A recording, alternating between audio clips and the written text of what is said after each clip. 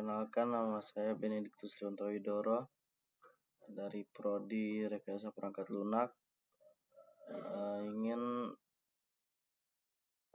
memaparkan atau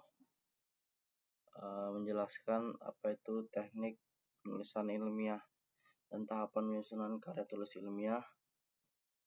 Di sini saya menggunakan PPT yang sudah disusun oleh Ibu Maisuri Hardani, MPD. Baik, slide pertama.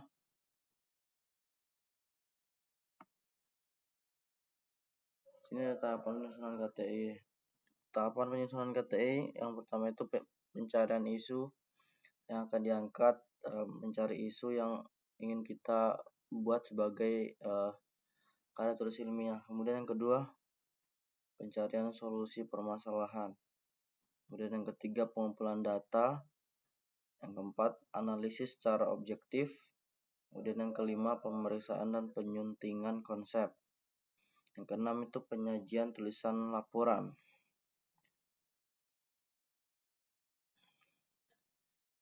Di sini ada sistematika penulisan atau struktur penulisan. Langkah-langkahnya itu yang pertama itu kita menentukan judul yang ingin kita pakai untuk karya tulis ilmiah. Kemudian abstrak, dan ada pendahuluan, metodologi penelitian, hasil penelitian, temuan dan pembahasan, kesimpulan dan saran, dan daftar pustaka. Dan di sini ada di judul kita bisa menentukan judul secara singkat, kemudian dapat atau mampu menggambarkan suatu karya, dan deskriptif dan informatif, dan lebih baik ditetapkan setelah naskah jadi. Dan di sini ada langkah-langkah menyusun atau membuat abstrak dan menentukan kata kunci. Yang pertama itu ringkasan keseluruhan karya harus menarik dan meliputi tujuan, metode, hasil, dan kesimpulan. Berkisar itu antara 100 sampai 200 kata. Dan ditutup dengan kata kunci. Kata kunci ini menggambarkan karya yang akan dibuat. Kemudian jumlah kata itu dalam satu kalimat terdapat 3 sampai 8 kata. Di sini ada pendahuluan.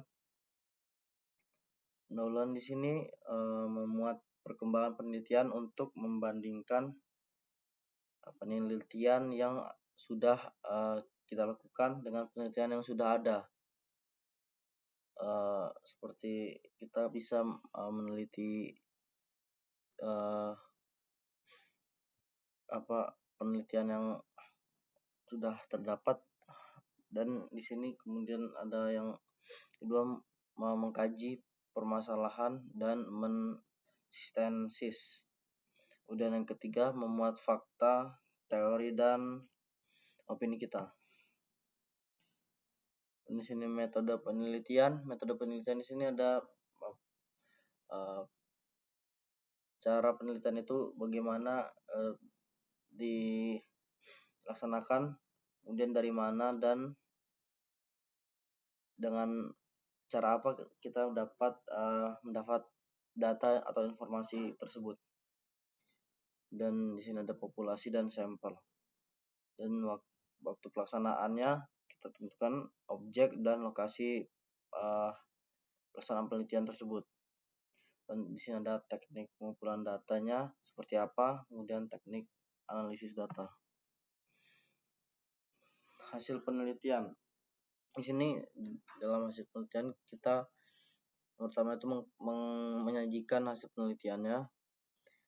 Dan kita membuat penelitian ini hasilnya tuh dengan kalimat yang sederhana namun lugas dan jelas.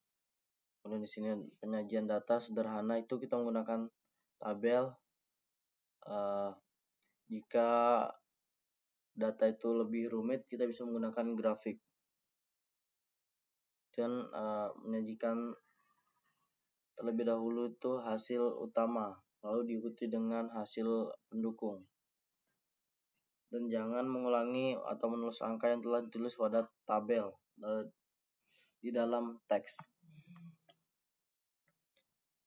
Ini ada pembahasan ini sebaiknya itu mempunyai alur yang sistematis dan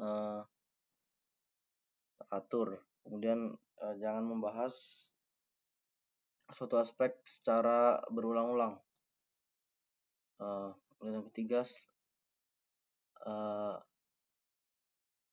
pendapat atau hasil penelitian online itu kita sarikan yang akan kita jadikan bahan pembanding dengan hasil yang diperoleh dengan bahasa yang kita susun atau kita buat sendiri.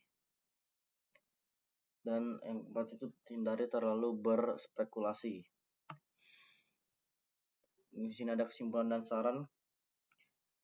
Kesimpulan itu adalah jawaban dari permasalahan dan menyajikan ringkasan dari uraian hasil dan pembahasan. Yang kedua, dikembangkan oleh pokok-pokok pikiran baru yang merupakan esensi dari temuan penelitian. Yang ketiga, dapat memuat implikasi temuan penelitian. Dan yang keempat, tidak perlu sistem nomor atau butir-butir dan dapat ditulis langsung dalam bentuk paragraf.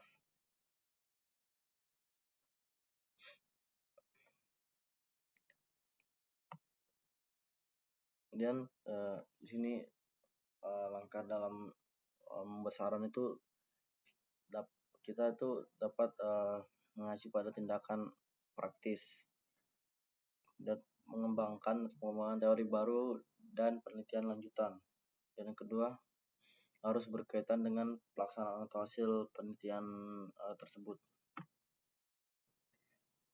Di sini ada contoh daftar pustaka seperti pada slide.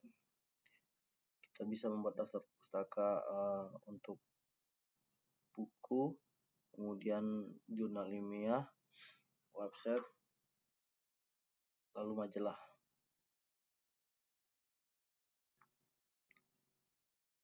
Kita dapat mengetahui atau mencari artikel ilmiah pada website-website sebagai berikut, seperti Google Scholar, kemudian Sinta, kemudian Garda rujukan digital atau Garuda.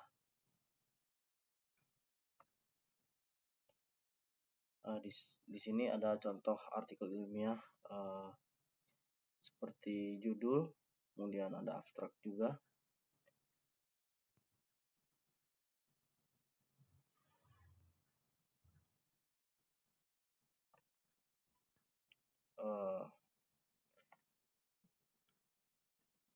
Di sini terdapat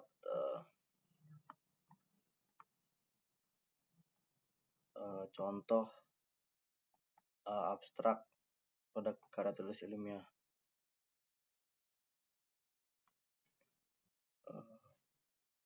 Seperti ini.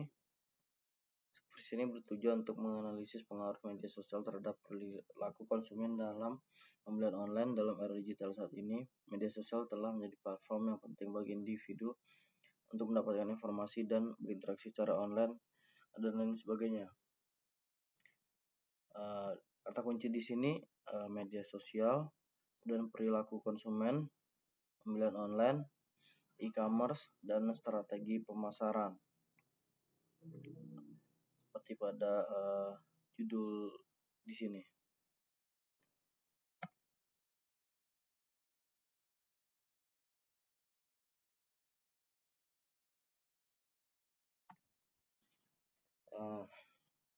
Baik, cukup sekian dan terima kasih.